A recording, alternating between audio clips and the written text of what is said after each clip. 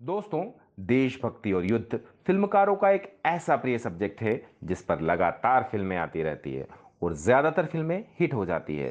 है जाते हुए लम्हों, जरा ठहरो, जरा ठहरो। इन गीतों में देश की शक्ति और सैनिकों का जज्बा दिखाया जाता है।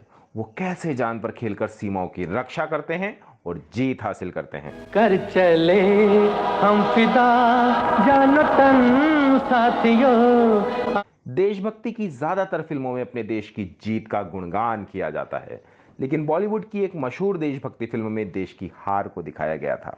हो के मजबूर मुझे उसने बुलाया होगा। इस फिल्म में एक ऐसा गीत था जिसे गाते हुए मोहम्मद रफ़ी और मन्ना डे के आंसू निकल आए थे और दोनों ने रिकॉर्डिंग के तुरंत बाद एक दूसरे को गले लगाकर ढांढस बंधाया था। दिल ने ऐसे भी कुछ अफसाने सुनाए होंगे। कौन सा था ये गीत और क्यों निकल आए थे रफ़ी साहब और मन्ना डे के आंसू, यही बताएंगे हम इस खास पेशकश में। तो चलिए शुरू करते हैं गीत और संगीत का ये सुरीला सफर।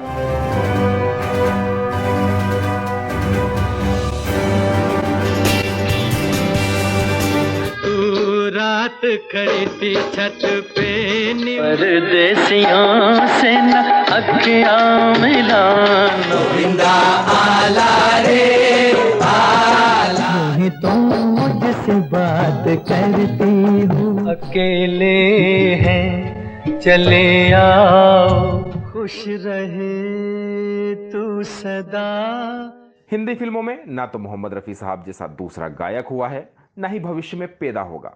उन्हें गुजरे हुए 40 साल से ज्यादा का वक्त हो चुका है, लेकिन संगीत के कदरदान अभी भी उनकी कमी शिद्दत से महसूस करते हैं और जब कभी उनके गीत कान में गूंजते हैं तो सुनने वाले मंत्रमुग्ध होकर सुनने लगते हैं।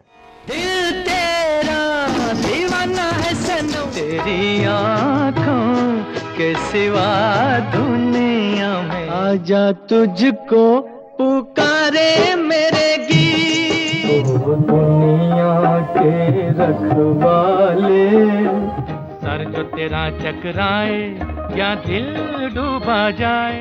गायक हर तरह के मूड दिखाता है, उसे भी कलाकार की तरह कैरेक्टर की गहराई में उतरना होता है और अपनी आवाज से उसकी भावना देखने और सुनने वाले तक पहुंचानी होती है।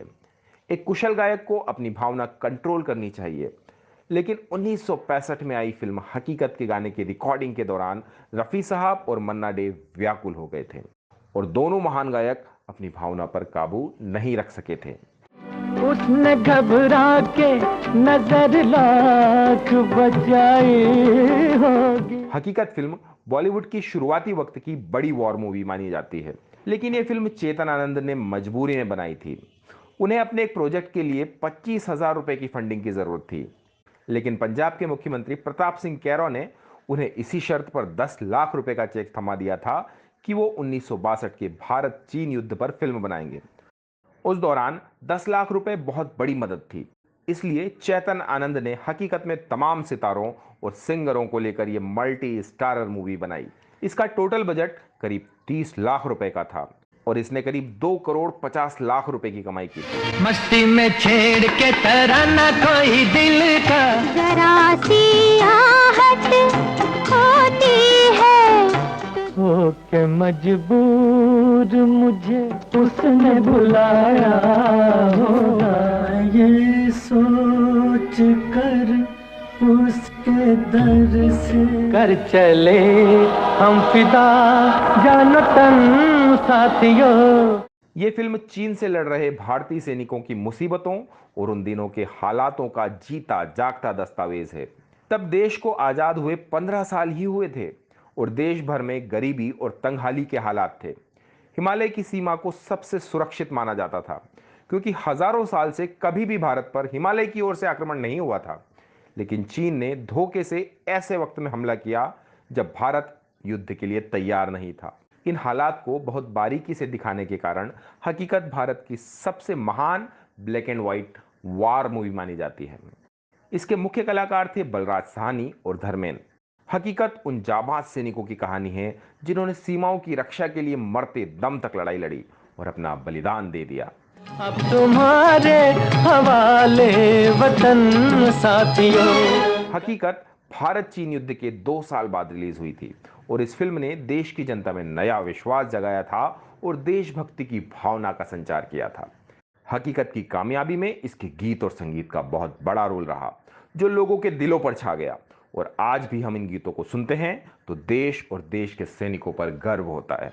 कर चले हम फिदा जानो तन साथियों के मजबूर मुझे उसने भुलाया होगा। हकीकत में गीत मशहूर शायर कैफी आजमी ने लिखे थे और संगीत मदन मोहन जी दे रहे थे।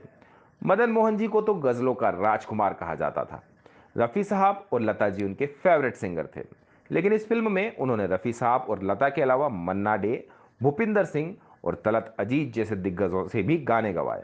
दिल में ऐसे भी कुछ अफसाने सुनाए हो। हकीकत में हर मूड के गाने थे, लेकिन रफ़ी साहब की ये खूबी थी कि वे भावुक गानों को बहुत डूब कर गाते थे।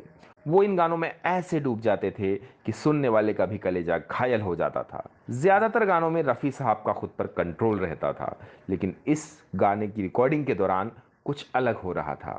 हर तरफ मुझको तड़पता हुआ पाया होगा। फिल्म में जिस हालात में ये गाना बजता है उसमें सैनिकों की टुकड़ी लगभग निराश हो चुकी होती है। उन्हें चीन के जबरदस्त आक्रमण के कारण पीछे हटना पड़ता है और अपने आला अफसरों से उनका संपर्क भी कट जाता है। उनके परिवार और अफसर भी उन्हें शहीद मान लेते हैं। इस परिस्थिति में इस टुकड़ी के सब सैनिक कई दिनों भूखे प्यासे रहकर जिंदगी बचाने की कोशिश कर रहे होते हैं और वहां अपने परिवार को याद करके रोते हैं। बंद कमरे में जो खत मेरे जलाए होंगे। जब रफ़ी साहब और मन्ना डे को इस गाने की रिहर्सल पर बुलाया गया तो उन्हें बताया गया कि ये गाना किस परिस्थिति में फिल्म में आएगा। इसके बाद गीतकार कैफी आजमी ने उन्हें इसके बोल सुनाए और मदन मोहन जी ने धुन बजाकर सुनाई। उसने बुलाया होगा। ये धुन और गीत के बोल सुनकर रफ़ी साहब और उनके साथ मौजूद मन्ना डे भावुक हो गए। दोनों को भावुक देखकर संगीतकार मदन मोहन जी ने पूछा कि क्या हुआ, अगर आप कंफर्टेबल नहीं हैं तो इसकी रिकॉर्डिंग आगे बढ़ा देते हैं। लेकिन रफ़ी साहब ने ये कहा, ऐसी कोई बात नहीं है, इसके बोल दिल को इस तरह से छू रहे हैं कि खुद पर काबू ही नहीं रहा। रंग चेहरे पे कई रोज न आया होगा। ये गाना बहुत से कलाकारों पर फिल्माया गया था, इसलिए इसमें कई पुरुष सिंगरों को रखा गया था, जिनमें भूपिंदर सिंह भी थे। भूपिंदर सिंह इस फिल्म में एक्टिंग भी कर रहे थे और उन्होंने इस गाने की कुछ लाइनें गाई भी थी। हो के मजबूर मुझे। जब इस गाने की रिकॉर्डिंग होनी थी उस दिन रिकॉर्डिंग स्टूडियो में रफ़ी साहब, मन्ना डे, भूपिंदर सिंह और तलत अजीज जैसे दिग्गजों के साथ साथ तमाम साजिंदे और खुद संगीतकार मदन मोहन जी भी मौजूद थे। जैसे ही साजिंदों ने तान छेड़ी और रिकॉर्डिस्ट ने इशारा किया, वैसे ही सब गायकों ने अपना अपना पार्ट गाना शुरू कर दिया। गीत की रिकॉर्डिंग बहुत लंबी चलती है और कई बार टेक लेने होते हैं। गायक और संगीतकार बेस्ट से बेस्ट टेक लेने की कोशिश करते हैं, लेकिन उस दिन सारे गायक इतने दुखी थे कि रिकॉर्डिंग कई बार रोकनी पड़ी। और जब रिकॉर्डिंग फाइनल हो गई तो रफ़ी साहब और मन्ना डे रिकॉर्डिंग रूम से आते ही एक दूसरे के गले लग गए और उनके आंसू निकलने लगे। दोनों महान गायकों को इस हालात में देखकर वहां मौजूद सभी लोगों को भी रोना आ गया। आखिर गायक भी एक इंसान ही होता है और रफ़ी साहब बहुत भावुक गायक थे। दोस्तों, इस फिल्म की शूटिंग बहुत मुश्किल हालात में हुई थी। इसमें दिखाए गए हथियार बिल्कुल असली थे। बहरहाल इस पेशकश में इतना ही। ये वीडियो देखने के लिए आपका बहुत बहुत धन्यवाद दोस्तों।